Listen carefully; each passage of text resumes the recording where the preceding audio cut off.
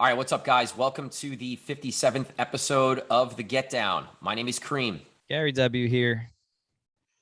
It's been a week, man. We just did our bookings yesterday, and it's just like it's a lot. It's getting harder and harder. During pandemic, we had to pivot a lot and reassess things and reassess the business and who should be doing what and how things are run. And I feel like we're doing it again and again and again every month that we do bookings, because we're adding so much every month. So it's like, okay, well, this formula didn't work or doesn't work now. Let's reassess that. And it becomes a challenge, but it's these are great problems to have. It just means the business is growing. No, absolutely. I mean, we're not like, it's not a complaint. It's just like a reality at the moment. Yeah, for sure. It's a lot, but I'm excited for the month to come. We're really busy, and Yeah. Birch, one of our major, not fully our account, but one of our major relationships that we have, is open now, and another big room to play. A lot of fun was in there for opening night on Friday when you were playing with Scooter and Danny DeAngelis. There was a good crowd in there. It was good energy. So yeah, really excited to see what that turns into as well. Yeah, I think a lot of what we've been dealing with too is like new venues and new relationships that we're forming. And it's just like the startup that goes into working with a new venue. And then also, as we're growing, like working with new DJs and making sure they're aware of our systems and the things that we expect and how they get paid. And it's just like a lot of the back end work. And the reason why I think it's good to bring this up is because we're super busy with our own brands, the Get Down business, your side hustle and your side job. And like, I think it's a great time to bring up the idea of like being able to say no to certain things and picking and choosing the things that make the most sense. When now we're back, we're going, we're bigger than ever, we're booking more shit than ever. We have to be like really careful about the things that we agree to, whether it's like a meeting or a phone call with someone, or it's a booking or whatever. And I think when you start getting good at that, it helps you streamline your business, right? Yeah, I've always been I've always turned down probably 85% of private gigs, just something that I felt like I was going to work.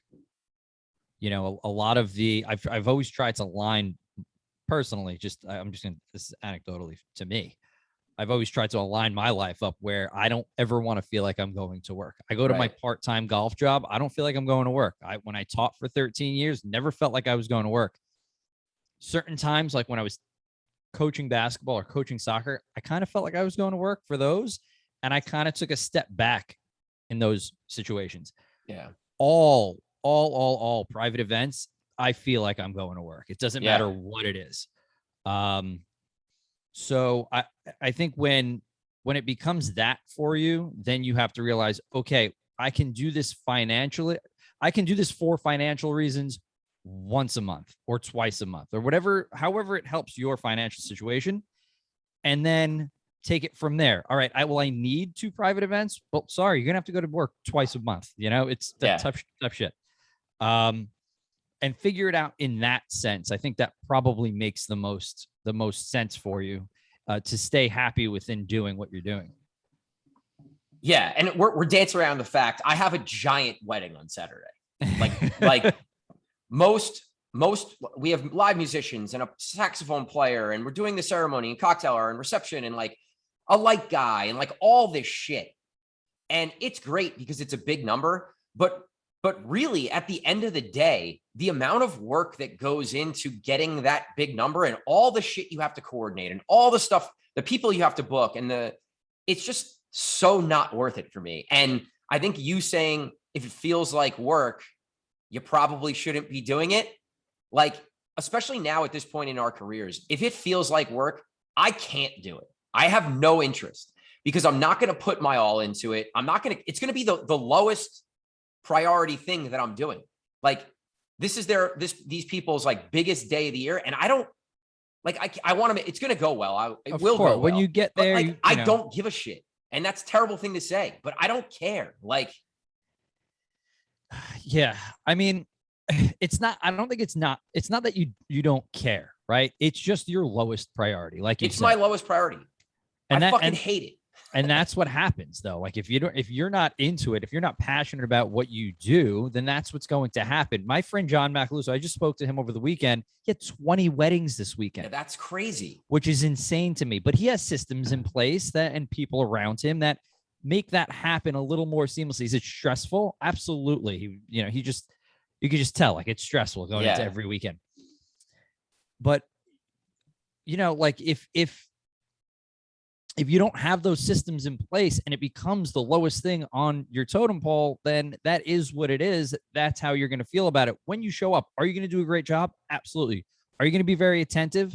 Absolutely. Is everything going to go very smoothly? Of course it is. Yeah, it's going to be awesome. Like Danny Deluxe is someone that I partner with on all these private events and mostly the weddings that I actually go DJ. And like, he's a pro, he's awesome. And we're awesome together. And I know the event's going to go so well, they're going to be really happy. But like the turmoil that's happening in my brain on the back end is like completely different than what the final product is going to be. And it's like, previously when I first quit my job and DJing and music was full time, I kind of just had to take a lot of this stuff because I needed to pay my bills and I wanted to be living more comfortably. But, we've been in this game for a while and we've been able to build this life that we want, and financially we're in okay places. And it's like, do I need to do this wedding that I don't want to do, that I'm not going to like have my heart into just for money? Like, no, I really absolutely don't. I think sometimes you lose sight of the fact that maybe you don't. I don't know. I don't want to put words in your mouth here, but like, why not just send one of the guys that are well-versed in weddings? We have plenty of them. Yep. And they're going to do just as good of a job. They'll be comfortable doing it and they'll do it with a smile on their face. And then it'll be less stress on your end. Now I get it. If the client comes to you and they want you, that's where it becomes right. That was this situation. And also this was like we're still kind of in the pandemic, and when a big money wedding comes around, you can't really say no when you're not busting your butt with gigs, Right. So the timing was just different. Right. And listen, we get a lot of private events that come across our desk and we're booking a good amount of them, but I'm like, moving forward, there's almost a 0% chance I'm going to DJ a wedding or a Sweet 16 or anything other than a high-end corporate event, to be honest. I always feel so much stress going into those days where I'm like either losing sleep for 2 days. I wake up at 6 a.m. I'm thinking about my 8 o'clock wedding and 8 p.m. wedding. I'm like, this is just all like the stress all day long. Like, not for me. Like, I just rather be doing what I grew up wanting to do. Yeah. I've done so many of these now at this point over the years. I'm actually really comfortable doing them. And, I have no issues with them. I just don't like it. That's it. And it is stressful. And everyone's like, oh, well, we make so much more money doing private events. But in reality, the amount of time that you have to spend in preparation for those events sometimes make it not even worth it. And in this particular case, it's been like that. But all right, let's move on from my complaints. But there are people that are real quick, just to put a bow on this. There are people that are very, very passionate about private events. Yeah, they're amazing at it. And Danny Deluxe. And we've had Deluxe, Jason Janai that was on the show. And like, he's one of the best in the country at it. Right. I respect those guys so much because not everybody can do what they do. It's a lot of hard work. It's time. It's a lot of time. So anyway, sorry. Yeah, no. So I think how this can relate to you guys that are listening, I feel like especially right now where there's been a rush of these gigs coming back. A lot of us had to get other jobs during the pandemic to pay the bills. I'm seeing that a bunch of DJs are either considering or actually quitting their day jobs to pursue music full time again.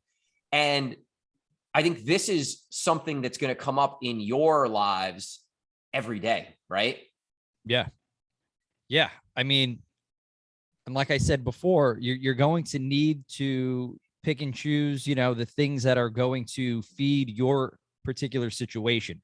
We can bring up the got a notification on my on my computer. We can bring up the topic, but then you have to apply it to what your personal situation is, right?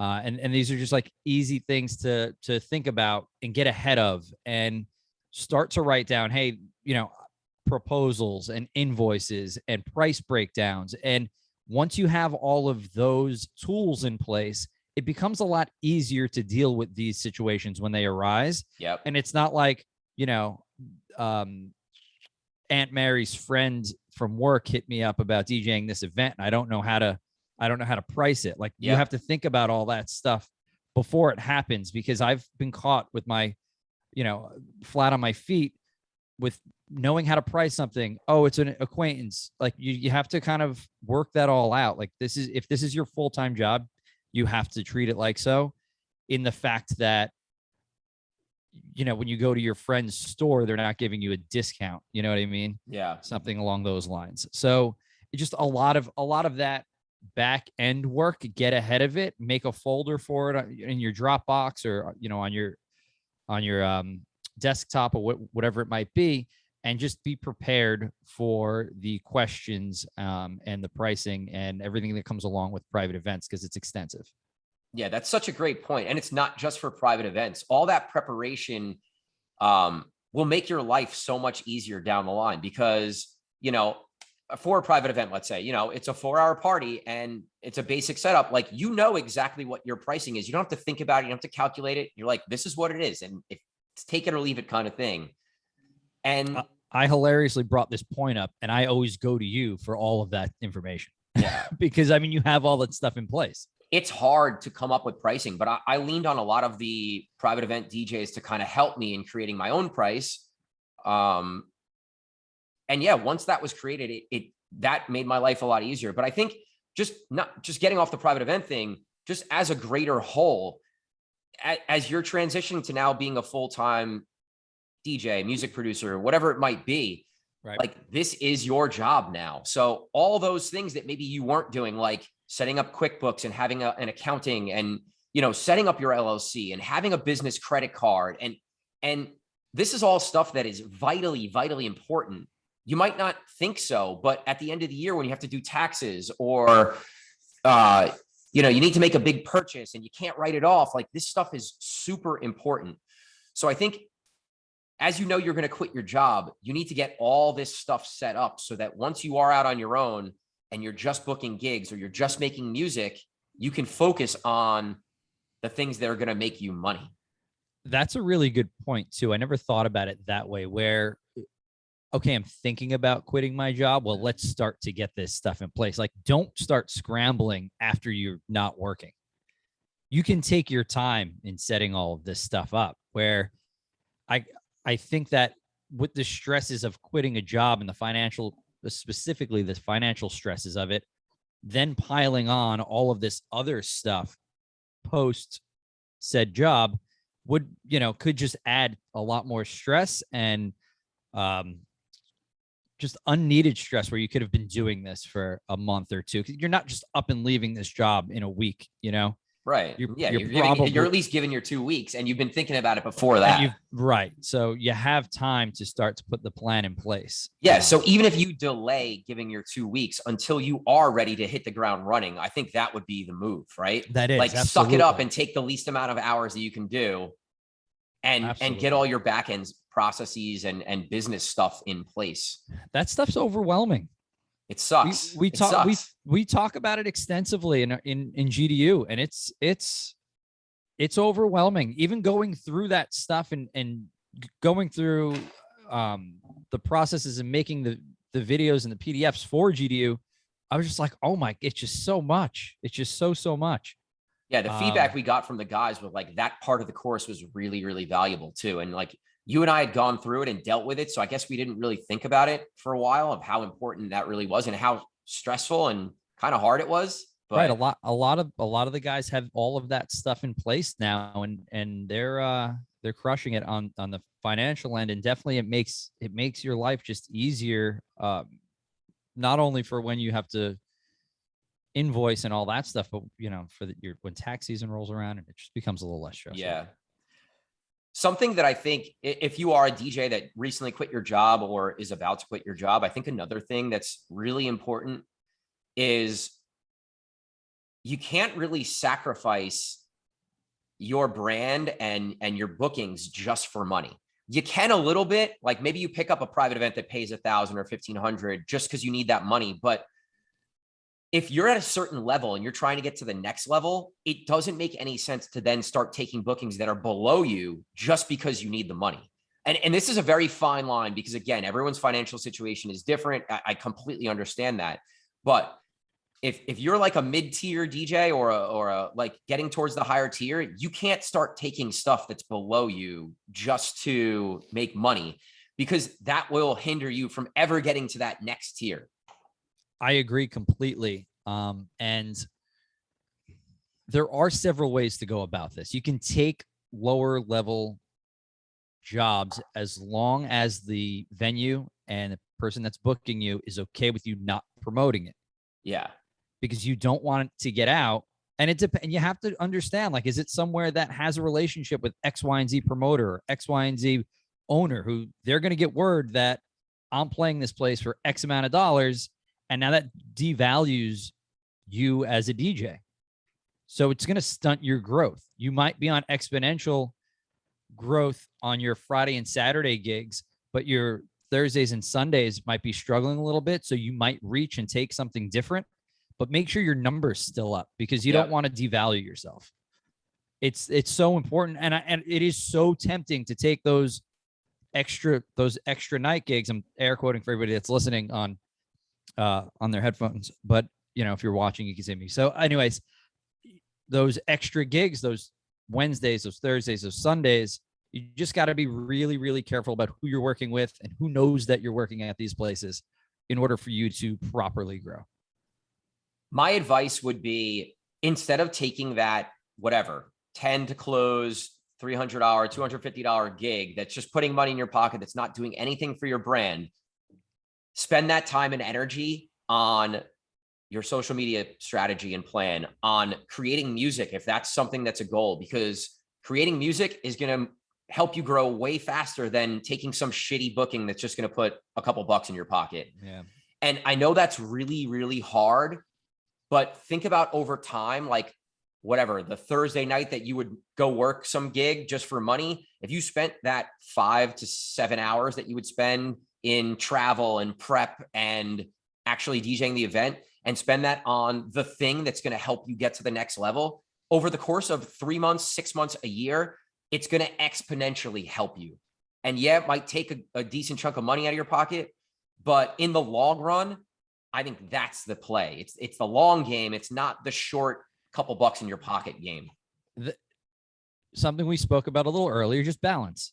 If you got to take if one a month will help you pay, your car bill or pay your rent or your mortgage, whatever it might be, then you take that one a month and strategically place it, like I said, in places that you can just get away with just coming in and then use those other 3 Thursdays or those other 3 Sundays to keep those hours to work on music or whatever it might be. Right. So everything's a balance, right? In order to grow yourself personally, in business, whatever it might be, you got to know how to just balance everything out. So take a step back, think about, it's so much easier said than done, right? It's not easy to do sometimes. Right. It's hard to say no to money and to gigs and to bookings when it's right in front of your face. It's hard for me still, where I'm like, I definitely can't take this gig. I have to shake myself and be like, what are you doing? Don't do this. Yeah. When I lived up north, I mean, I never, ever, ever, ever, ever said no to a gig. Yeah. No matter what was happening. Well, that was our mind state for a while, both of us. Yeah. Not even pre-Get Down, but as Get Down was building even. So yeah. So I understand me saying that probably sounds ridiculous to some people who know me for a long time, because I was working 7 days a week for years. but you can get to a point where then you can become more choosy. And that's where you want to be. Yeah. So we bring up the group chat, that the Get Down group chat all the time. And I feel like the topics that pop up in our group chat oftentimes then feed the podcast. And something that recently popped up goes hand in hand with this. And it was kind of not an argument, but just a conversation around full-time DJing versus part-time DJing, and like what some of the pros and cons were. Like I have a certain perspective that a lot of people in the chat were against, or not against, but just had differing viewpoints. So it's sort of like an age-old thing, but I don't know, like where do you stand? What are your thoughts? And then we can kind of go back and forth. I sit in a different place than a lot of those people in that chat. Because I always grew up wanting to do two things. I always grew up wanting to teach or do something else that interests me, and then DJ as well. So get to a point where I'm successful enough to DJ the places that I want to DJ at. But I think I realized at like 30 something that I was like, oh, am I going to go play main stage at Ultra? That's something that I thought I could do when I was 18. Yeah. But then when I turned, 30 or 32, I was like, yeah, that's not realistic. I was already doing something I loved in teaching. So I was okay with having that balance of, I love to teach and I love to DJ, and I'm able to do both, even though I have to do a lot of both of them, where I'm working a lot. I was happy though doing it. Yeah. And I think that worked for me. But yeah, Gary's for the kids, he loves it.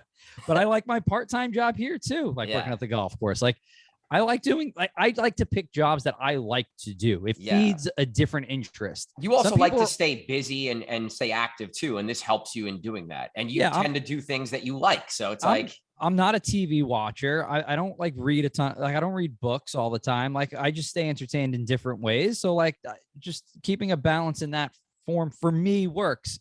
As soon as I let go of like, you're going to be a famous DJ, then it was like, okay, well, just find things that you're happy with doing. Well, technically we are part-time DJs, because Get Down DJ Group I spend more time and you spend more time on Get Down DJ Group than we spend on our own brands. Not even close. Oh, we just happen to have a side gig that also feeds our DJ stuff. Right.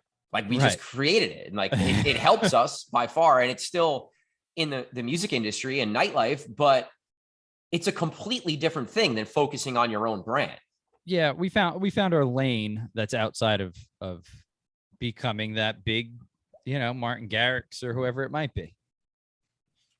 I think where I was kind of arguing in the group chat with our guys was more along from their age and like space in their careers, right? Right. If you're 22 to 28 or even 30, like to be 30, honest, yeah, like you could do another 10 years in nightlife if you really wanted to at age 30. Easy. Especially if you're producing music and you're traveling and you're playing bigger shows, you're not playing as many shows. So, it'll work out. But I think for those guys, to me, you have to go all in on this. If this is what you want to do, if you're 22 years old, you're working the Jersey circuit a little bit and you're playing some decent gigs, you're headlining a bit here and there, you're starting to produce a little bit of music. Like if you're trying to go to the next level, you have to go all in. That's the way I truly feel. Absolutely. You do.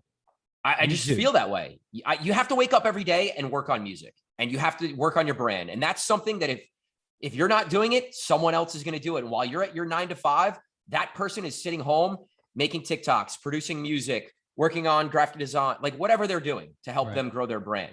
Like it's just an exponential amount of hours that you're sitting at a desk working for someone else, that the DJ that's trying to grow is sitting home and working on their business. Yeah. If that's your goal from the get-go of DJing, like I'm going to become a big producer. We've worked with a bunch of people. I keep bringing up GDU, but it's kind of top of mind right now for me. We've worked with a couple of people in GDU where like they didn't like the DJ path wasn't for them, but the producer path was. So no matter if you're looking to become a huge DJ, or if you're trying to become big in anything in life, right? You got to go, you're right. You have to go all in on it.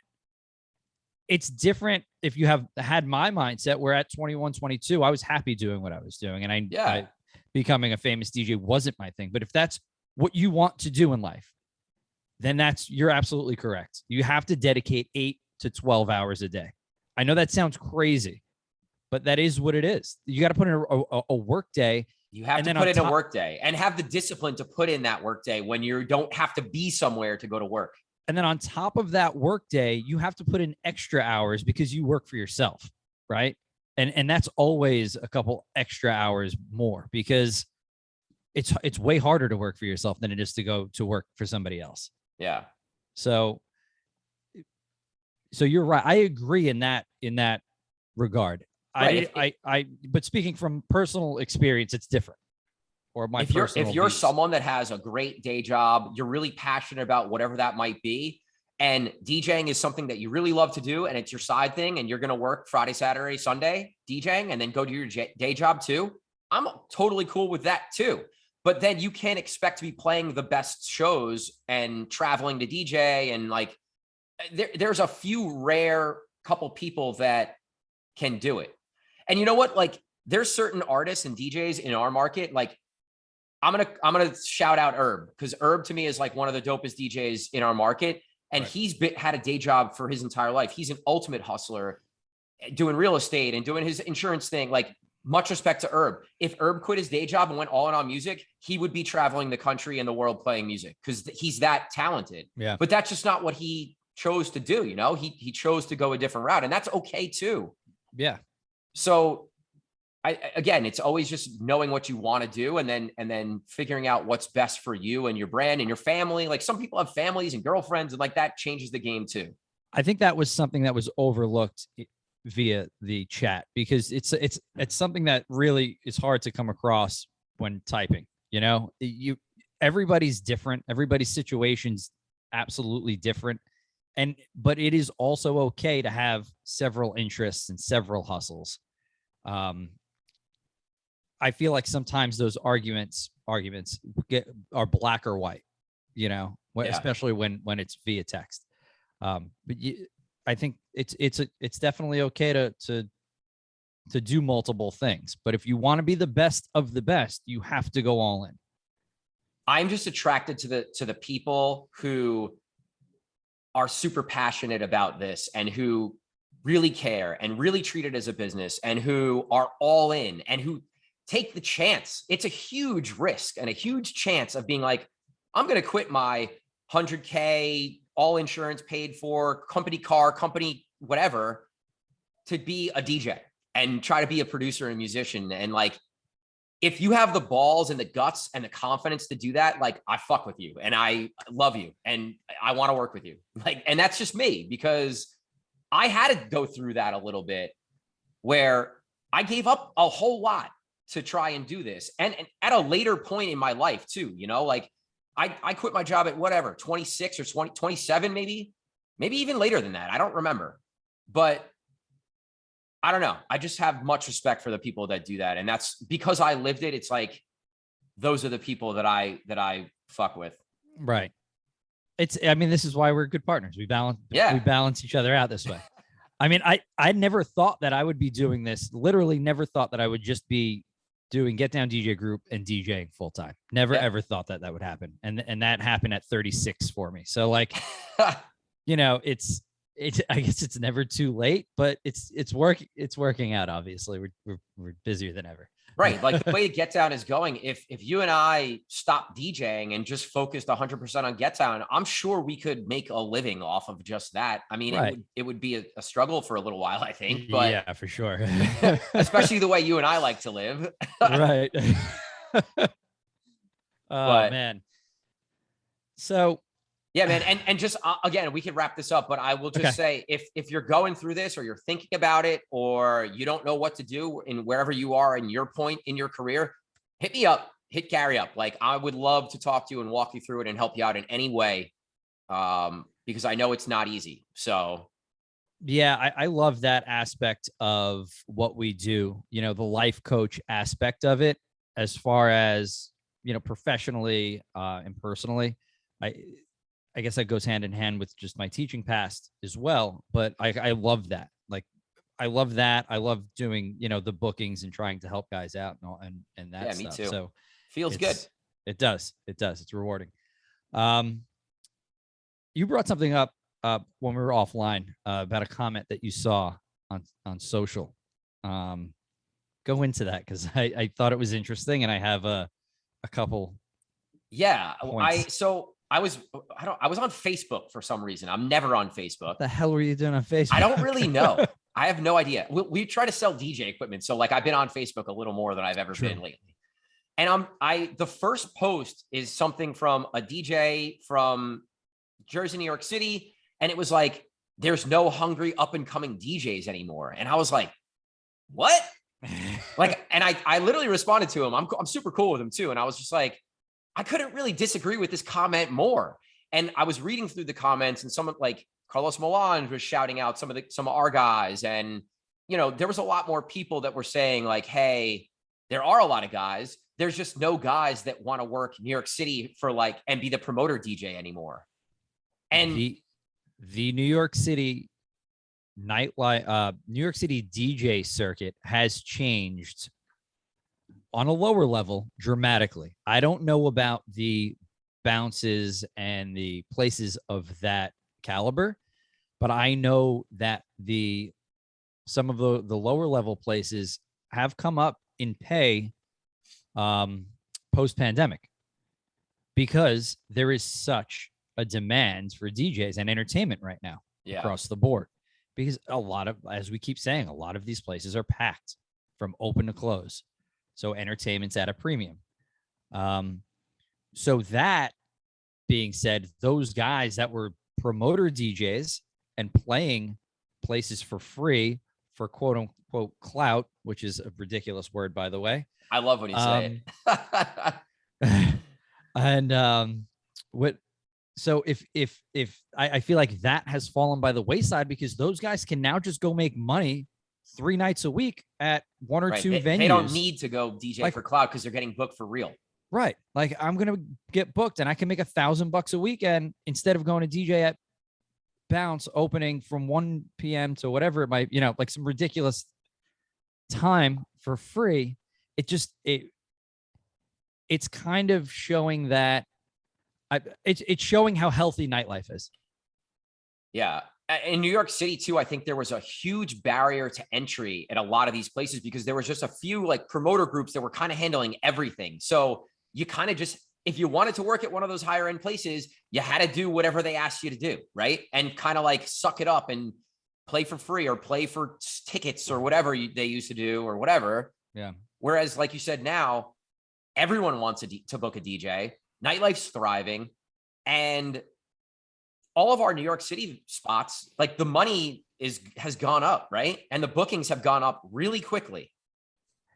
Yeah, we were able to walk into places and get more than that they were paying pre-pandemic. We weren't there pre-pandemic. Yeah. At our New York City venues. So, and then a lot of the other places that a lot of the owners and managers and investors that I've talked to over there, yeah, they're saying that they had to come up in price. And trust me, the number in New York City still is not good. It's still the long hours and the short pay for the hours, right? That still needs to come up and be corrected even more. We're still in a 2008, 2010. We probably got to like 2014, 2015 pay right now. They were pre-pandemic still paying what they paid in 08. Yeah. Like what I was making at Mad River in 08, 07 is what people were getting paid pre-pandemic in the city. And that's why we never worked there. And the hours were always crazy. And right, instead of 2 or 3 or 4 hours, it was 5 or 6 hours. Yeah. And the hours are still crazy, but at least the pay came up a couple bucks. So like I said, that's just a testament to how healthy nightlife is. But then that extra couple bucks is making DJs say, oh, well, I will go play for that 5 or 6 hours for X amount of dollars instead of go play for free. Right. Might as well go make money. And not only that, I feel like some of the city places that we're working with, so I can only speak to that, they get to, they get, they request the same DJ often. If they like somebody, they stick with them. Yeah. Whereas they're not trying to rotate guys in and out, where you kind of see that sometimes in Jersey a little bit. So I think it becomes easier for guys to get stuck at the smaller or mid-level places when they can book 2 and 3 gigs, like I said, a weekend and make like $1,000 or whatever it might be. It is funny though. A lot of the venues we talked to were like, well, can you put this DJ on for the whole weekend? Which I think is kind of crazy, but I guess they find someone they like. They know they can make money with that DJ and they just want to keep it going kind of thing, especially if it's a new relationship and they don't know like the amount of talent that we have on the roster. Right. Oh, and this is where up and coming DJs right now are really, and we said this during pandemic, we said this, we're like a broken record about it. Like the up and coming DJ has never been, or has never had so much opportunity. These guys are afforded so much opportunity just for the fact that older guys had fallen off. We keep saying it. Older, some guys gave up DJing altogether, and just the fact that there so many places need and want DJs. So I understand it from the guy who posted his perspective, where maybe his ear isn't to the streets as much as ours are, because it's our job to look for young and up and coming talent. Maybe that's not his job. He's a headliner, right? Yeah, he's a headliner, and he's looking for people to help him open rooms, and like that's where he's struggling. Right. Like sometimes you got to come out of pocket then. Yeah. It's not like the old days, and you got to come out of pocket and pay these guys a little bit of money and get to hear them. And then maybe, you establish good relationships with up and coming guys that way. Yeah. I mean, I don't know anything about his financial status, but I know he was like opening for a lot of the larger acts pre-pandemic. And he's one of the guys who put in that work all through the pandemic. And he's now, signed to artist management, and he's booking all the big gigs as a headliner, which is awesome. And he put in that work. Like he put in the time. You know what? So, he's looking for guys to do what he did. Exactly right. Exactly right. So I could understand that perspective. Like, I went through it, then you should go through it. Well, things do change. Business does change, especially when the state of the industry changes. Yeah. You have to change with it. I'm going to use this time to toot our own horn for a little bit.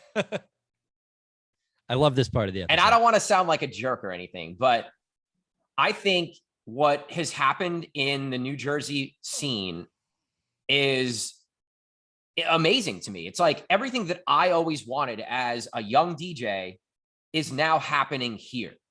Now, granted, we have control of a lot of stuff that's happening in the North Jersey market, which took us a long time to create, right? But I want to shout out all the DJs on our team and how much talent there really is. Because listen, we've helped through this process with GDU and some of those guys now being heavy rotation DJs for us. We've helped this process in the meetups and the mentoring sessions and all the stuff that we do behind the scenes. But Ferrari and his production academy is a huge part of what's going on in New Jersey. Kova and his production academy and everything he's doing on Twitch, and especially during the pandemic when we needed a community. Like the combination of all these things, I don't remember a time where there's ever been this many young, up and coming, hungry, talented DJ producers. Every one of them produces music. Every one of our guys produces music in some form or fashion. And they're all kind of at the starting stages, but like guys are getting records signed. Guys are putting out original stuff on their own. Edits are streaming out of this world. Remixes are streaming out of this world. And I can't remember a time where it's ever been like this. So shout to all the young guys and the guys have been grinding it out and like contributing to this. Shout to Ferrari, shout to Kova. I just appreciate it and I love to see it. And it just makes me happy. I feel like a proud papa. Our community can thank the pandemic and the shutdown for the access. it gave you time to sit down and research the people that are in your industry and in your market and communicate with them and support them, whether it be Instagram or Twitch or TikTok. And just having access and time to put in to researching that, or work on music, or work on your DJ skills, or work on your networking skills. This is time that we would not have had if we weren't locked down, right? And our industry is better for it at the end of the day. And it's better for you, and it's better for me, and it's especially better for the younger guys. This is time that we probably would have been at our 9 to 5s, let's say, because some people need to have those. And maybe those people that had those 9 to 5s, well, they were afforded government assistance or whatever it might have been because they couldn't go to work. And they were able to dedicate full days to putting everything into their passion, right? And I think that it's a beautiful thing to see the kind of the fruits of the labor over the pandemic, and see our industry thriving so positively. No, I agree. It really, it just makes me happy. Like we have a thriving nightlife scene. Venues are making money. DJs are working a ton. We just booked 180 DJs for October, and there's going to be more. Yeah, for sure. It's insanity. We're turning down shit because we just can't do it, or it just doesn't make sense because it's below what our guys are worth doing. Right. So big shouts to all our guys. Big shouts to all our extended guys that work with us on a monthly basis. We're rocking with like 40 to 50 DJs in a month. Yeah.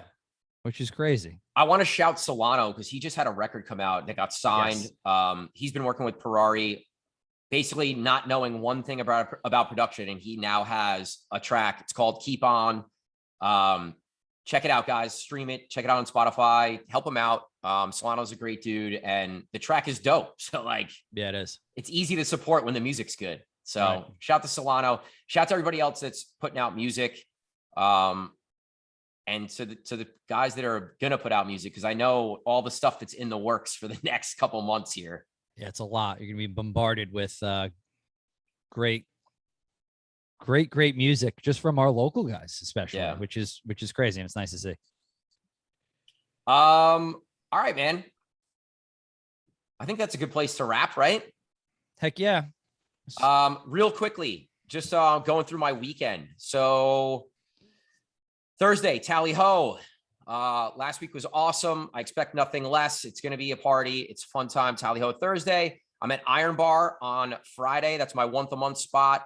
Also a very fun spot. Kind of collegey, a lot of energy. Saturday, we talked about this wedding that I have. It's going to be an all day thing. We're going to move on past that. And then Sunday, I'm actually playing Green Rock for NFL Sunday at 6 p.m. So Olive Oil put me on for a little guest set there, which I'm real excited about. I haven't played Green Rock Sunday in a little while, so that should be a zoo. Didn't know that. So all my my industry crew, if you want to come hang out Sunday, I think that would be a good place to stop in and say what up. So are we locked for the Saturday that I'm in? Can we tease that? Yeah, because we don't ever play together. Yeah, I mean we do, but not like this. So I think every month we're going to be doing a little get down takeover at Birch, where there's going to be a few of us playing. And October 9th, Gary and I are co-headlining the night. So that should be interesting. It's a rare occasion, but something to definitely look forward to. I can't remember. I don't know if we've ever played a big room there, maybe at Birch at one point. Yeah, maybe Birch, but that's about it. I might even just opened because it was your Saturday. Troy, we've done some stuff together, but that's a totally different room. Yeah, it's a rarity. So Gansford, I think I opened for you at Gansford a couple times. Possibly. Probably. Yeah. I don't know. I guess that's a big room. I mean, Chachi and Nolan used to play. Yeah, that was a big room for a while. Yeah. Ron built that up. It was dope. Yeah, that was M Group back in the day when they were. I mean, I know they're still cranking, not too much though. But yeah. Anyway, Looking forward to that. That's gonna be fun. Yeah, hell yeah. Anything else we want to promo? Do we have anything else happening or coming out? We keep saying it. GDU, if you guys are listening and want to get involved and kind of want to learn and watch the videos and go through the program we created, we're going to relaunch it. We don't have a date yet. We don't have the full details just yet, but that will be coming in the next week or two. It's a priority for us to finish up and put out into the world. So yeah, and that touches on all the stuff that we talked about earlier about those back end processes. So, you know, if it's something that interests you, if it's something that you need to work on, definitely check it out. Yeah, and we'll dig deeper into that as we get closer. But yep. All right, guys. Thank you for listening to this episode. My name's Cream. Gary W. See you guys next week. Peace. All right, guys. Peace.